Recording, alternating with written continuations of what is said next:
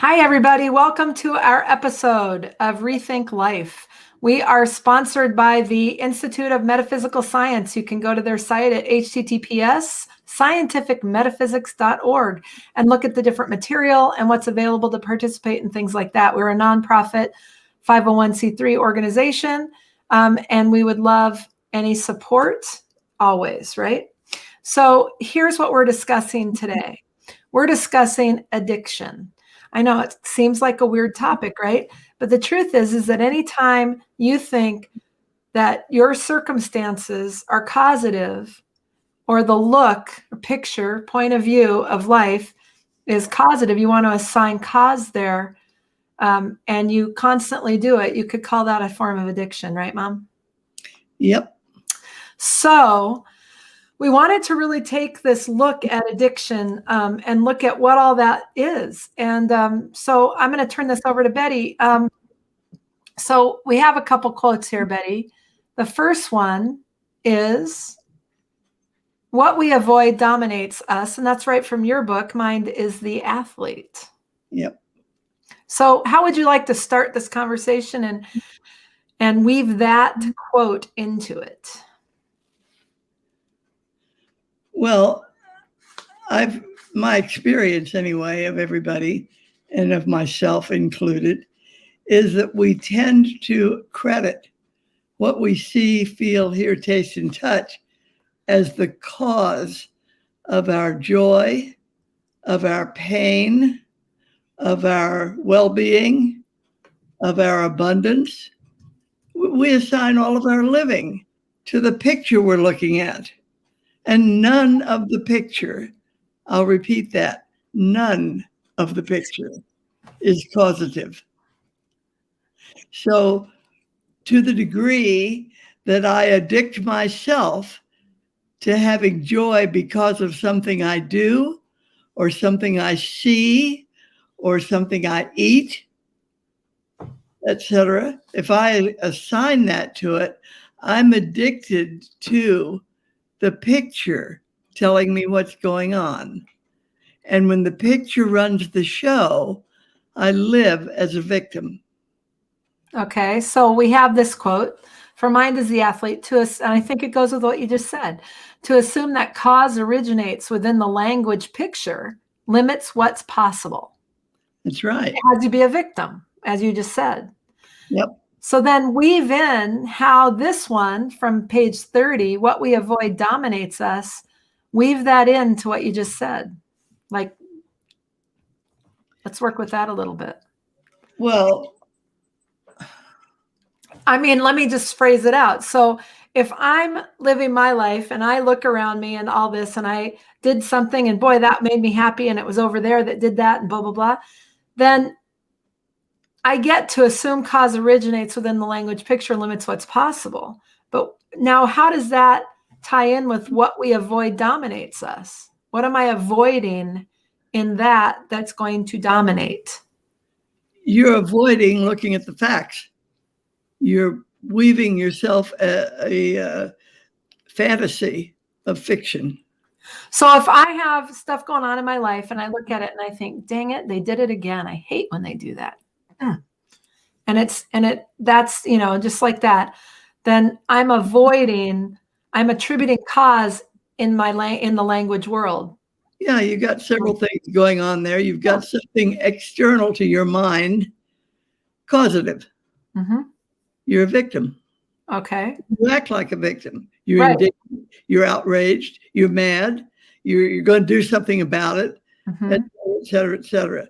And I want you to know that you're in great company because most of the world lives that way. But once you discover what is actually causative, what is actually determining what goes on, you're going to find a freedom you never dreamed possible. When I was asked to give a few comments about addiction, people have this feeling that addiction has to do with being an alcoholic or a drug addiction, some terrible thing that goes on, the opioid stuff that right now is a struggle. And I just wanted you to see that the actual term addiction is talking about what you are subjecting yourself to consciously with your consent. And we are consciously, with our consent,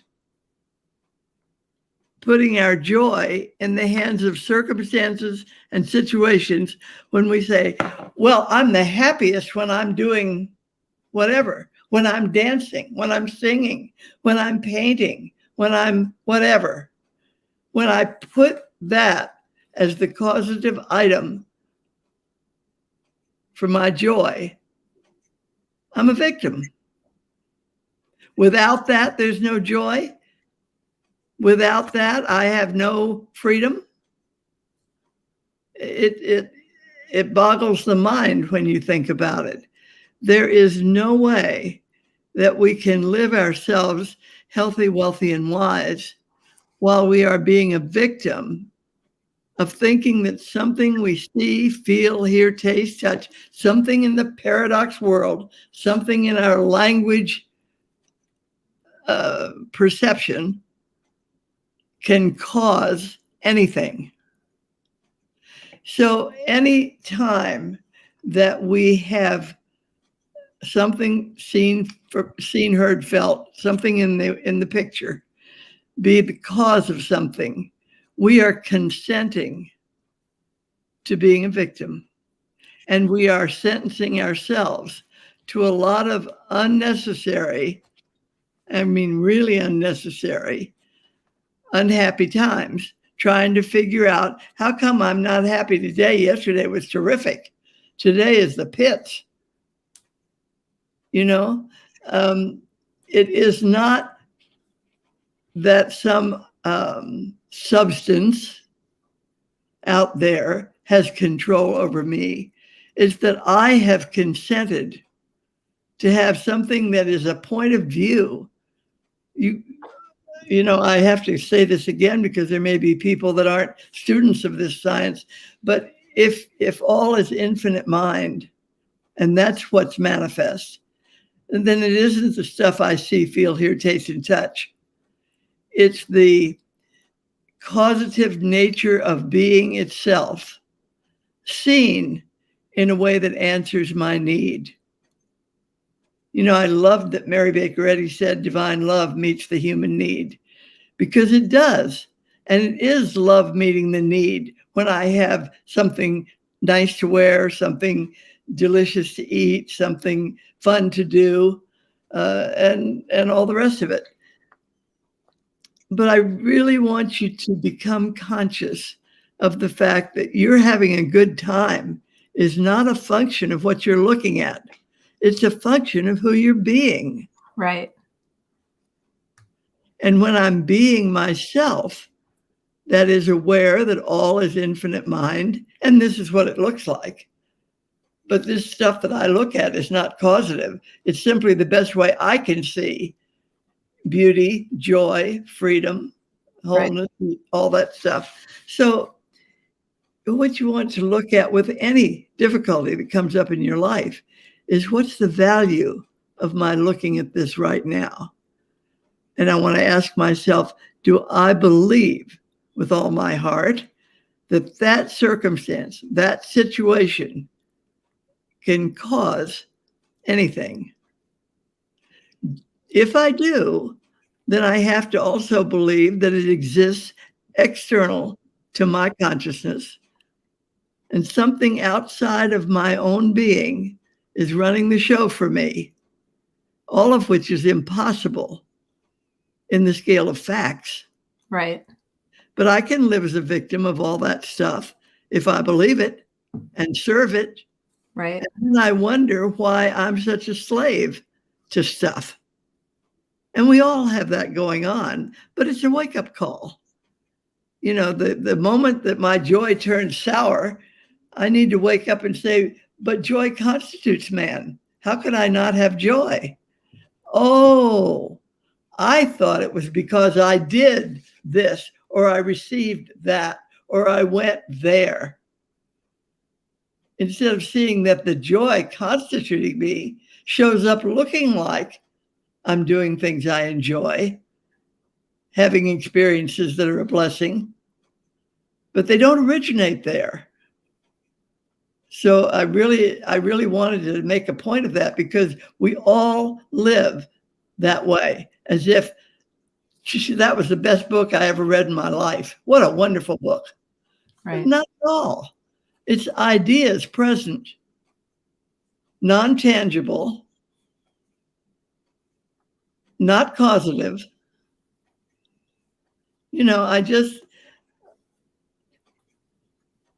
It takes the sting out of the belief in being a victim. The minute I find out that all I have to do is become fact conscious, all I have to do is say, wait a minute, what's at the root of this?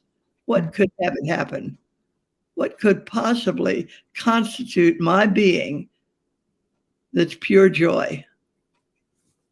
Well, metaphysical science says man exists as the reflective presence of the action of the God idea. And if that's true, then God in action is all there is to me. Right. It could be joyous and happy and free and so on. Right. So Ty Perry says, so that's why you say, oh, how interesting. That's the hat. That should be hat God's wearing today. Yep. Yep. Well, the hat God's wearing today for me is whatever's going on. Mm-hmm. Yeah. Good for you, Ty. Yeah. So the next quote we've got here is from Mind is the Athlete. This is your book, page 30, where you say, consciously aware, your sense of dominion can be extended to any area of life where your experience of freedom is missing. Yeah. Unpack that a little bit. Yeah. When you're in the driver's seat, you see, when you can acknowledge the facts of what's going on, when I know that all is infinite mind and this is what it looks like, I'm in the driver's seat. Mm-hmm. I'm not going to be a victim of saying, oh, that movie, that's what made my day. Right away, my day is crushed because that movie's going to end in a couple hours, and there I am. Right. So if I have something going on that's really got me hooked, and we all do, I remember years ago, a practitioner that I talked to said to me, when you go to church on Sunday, always sit in a different pew. Don't sit in the same spot. Pretty soon you'll think it's magic and you'll be kidding yourself. Well, it's the same thing. Nothing I do in the human sense of things is causative. But my doing of it, my being of it, my awareness of it is the function of life living itself abundantly. And it looks like Betty having a good time, mm-hmm. eating a delicious meal or going to the opera or whatever. Right. So whenever something is really crippling my performance in everyday living, I'll put it that way, I have to look and say, hey, what's going on here? Where do you think that's coming from? Where do you think that's sourced? Right. What's having it look like that? And the answer is always right here. Betty said so. And then I say, Betty, for heaven's sakes, wake up. Right. So the minute I can turn, and I don't have to really go do anything, but the minute I can turn my thought to what's actually present and just acknowledge it, yeah, I know there's joy here. There's joy everywhere because joy constitutes being, and being itself looks like Betty. So I may have 1,000 movies that are fun to see. I may have tons of friends that are fun to go with and do things with, or none. It will not affect my joy. Right. Yeah. Very good. All right. So if any of you have any questions, please type them into the chat, the comments. We'll take them up. There is a little delay, so you got to be patient, but we'll take those up. Would love them. If you're liking this conversation, go ahead and you can click like or love if you're on Facebook and give it a thumbs up. Also, I think over on YouTube. So we would love any of that support as well. So let's continue. So now go ahead. I'm just going to say one of the things that we could pay attention to. A lot of people say, well, it's really hard for me not to do that. Mm-hmm. And I say, well, look at the mathematical thing that says 2 and 2 is 5.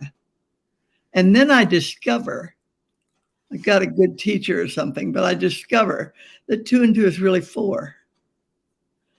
Do I have to go and repair 2 and 2 is 5? Do I have to fix it? Mm-hmm.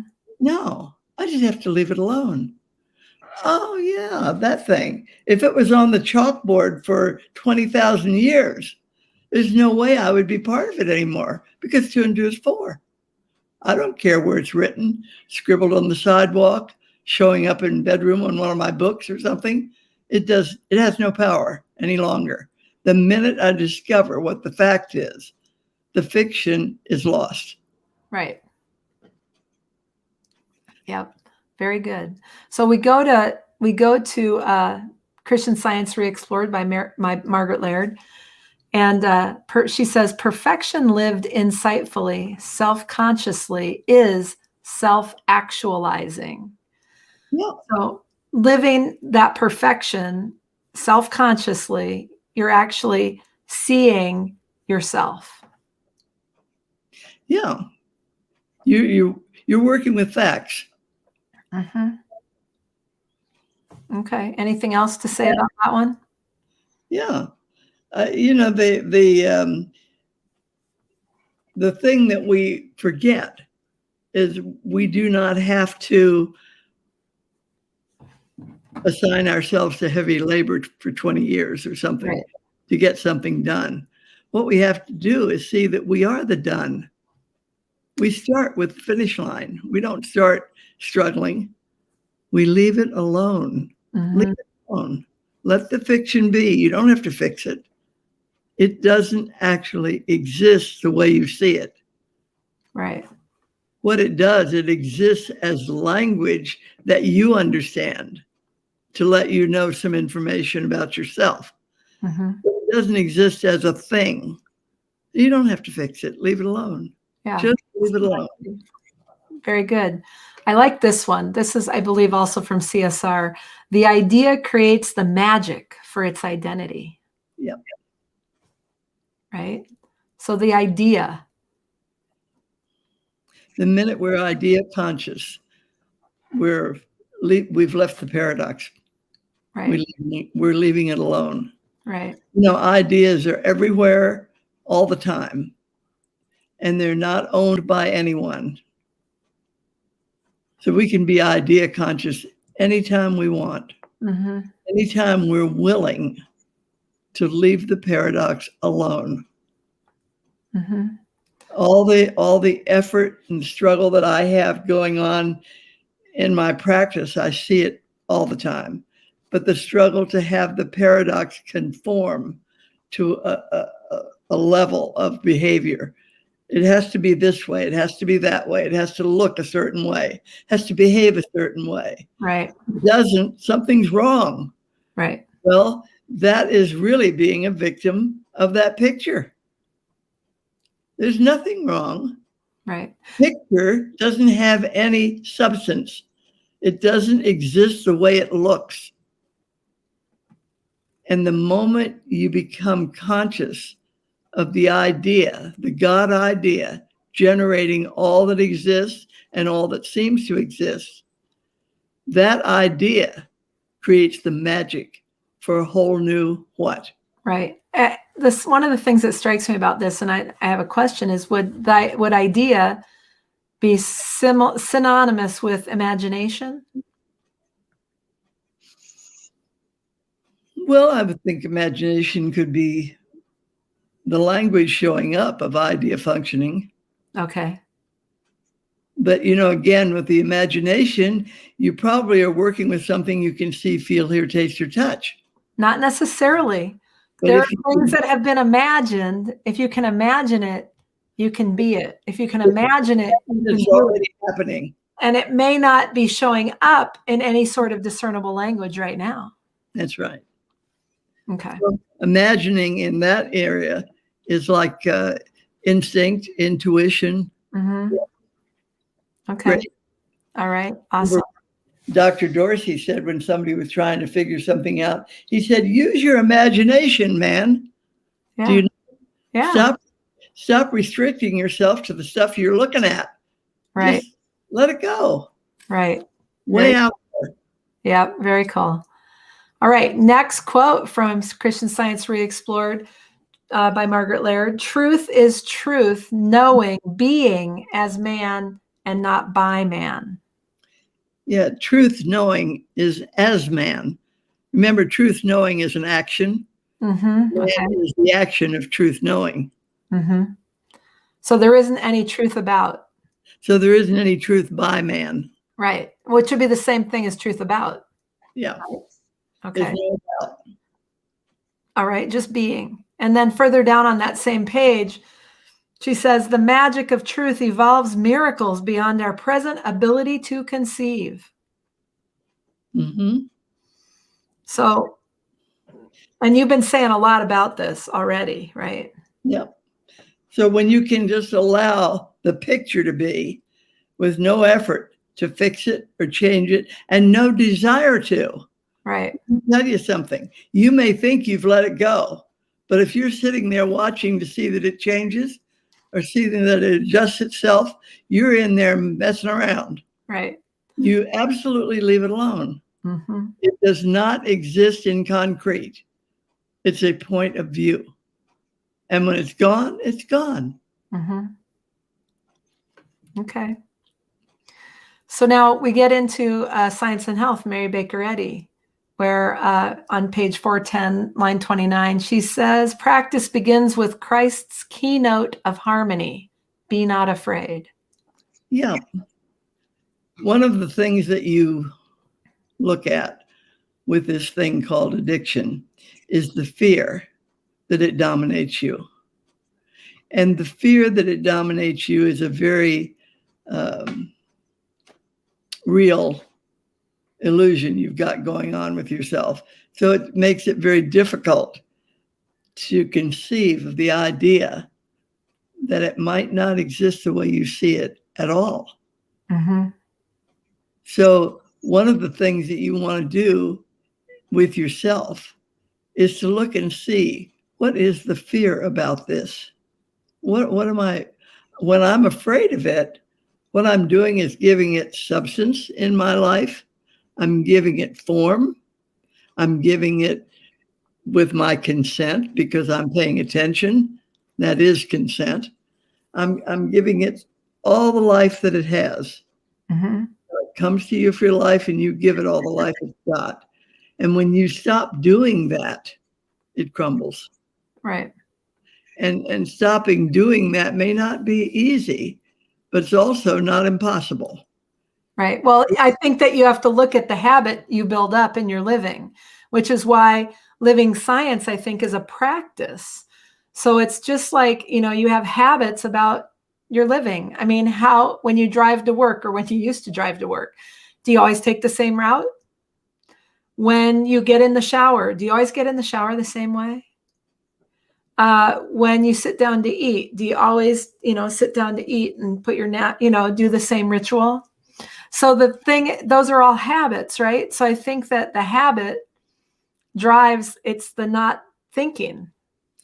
Yeah, and you have to, this habit stuff is no small item to tackle for yourself because you have probably, as a filter in your living, gained that habit by observing others.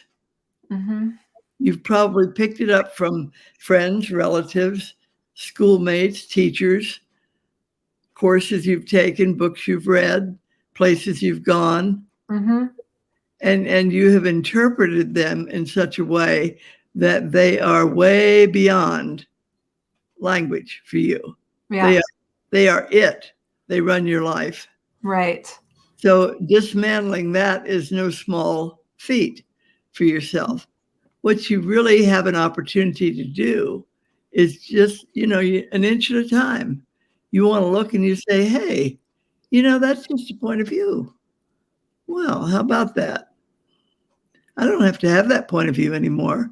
I can edge over here and maybe see a little daylight in the corner and work with an inch at a time of letting it go.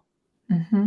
Because you'll find that little inch, nothing catastrophic happens when you don't honor that old habit. Right. What happens is that you've discovered that you don't have to live under that umbrella anymore.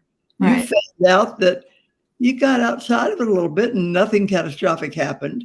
You move another inch, nothing happens. You move another inch, and pretty soon you say, wow, I'm really free, a lot freer than I've ever been. So always be willing to do whatever's up for yourself, an inch at a time. Yeah. It doesn't take forever, and Right. it is a struggle. The less struggle, the freer. Right. I'm reminded of someone who, I forget who said this, but it's like the best time to plant a tree was 20 years ago. The second best time is right now. Yeah. And, and so anyways, we do have a comment here from Ty again, who says, so the fear is a fear of a power outside myself. Mm-hmm. And he goes on to say, or a fear that the picture is causative. Yep. And then he went on to say a sense of personal self. Yep. And the thing that is caused in the personal view of yourself is always something that can crumble. It's not an everlasting joy. Mm-hmm. It's a temporary sensation. Right. Right. Yeah. All right, we go on. Mary Baker Eddy in Science and Health says, if you succeed in wholly removing the fear, your patient is healed. Yep. And you are the patient and the practitioner. When you remove the fear, you're home free. Mm-hmm. Yeah, because with fear comes worry and doubt, and concern and all that stuff that just your whole body tenses up, right? All the stuff is going to happen because. Yeah, it's all the dis-ease. Yep. It is the disease. Right. That's what it's all that just came together. And I was like, all right, cool. And then finally, what we have here is from Science and Health, our false views of life hide eternal harmony and produce the ills of which we complain. Yep. So that's a really great way to end tonight. So this whole notion of addiction, what do you have as your final word on the subject, or your last word in this episode on the subject about addiction? What do you want to leave people with? Well, what I have felt is when you can allow it to be, whatever it is, the problem, the difficulty, the habit, the addiction, whatever, when you can just allow it to be and say, how about that? But I know that if all is infinite mind, there is something universally present, much greater than my belief about myself. Mm-hmm. And when I get to that, just the perception of that possibility for myself, that's freedom. Yeah. That's the inch or the 2 inches. Right. That leads you right down the path to absolute freedom from that whole thing. And if you try to repair, if you try to fix, if you try to organize and manage the habit, the problem, mm-hmm. well, I'll just remove all those things from my house and then I won't be tempted, that kind of stuff. That's not freedom. That's conditional living. I can only be in this corner because over there is bad stuff. Right. Nothing is either good or bad, but you make the decision. Right. Yeah, you see. But if you can do that, then the unknowable, the thing that is actually being present, becomes the knowable in your life. Sure. And it no longer has power over you, but you are the power present as the known. Yeah, very good. All right. And that's about it for our episode tonight. I would say go out to Institute of Metaphysical Science at scientificmetaphysics.org and look at our programs. You can get Mind as the Athlete or Christian Science Re-Explored, any of the books. We also have all of our programs that are there and ways that you can participate. We would love to see you and have more participation. That's what we're all about. So please check it out. And we will see you again next week. Same bat channel, same bat time at 5 p.m. Pacific and 7 p.m. Central. And with that, have a great week. Bye-bye.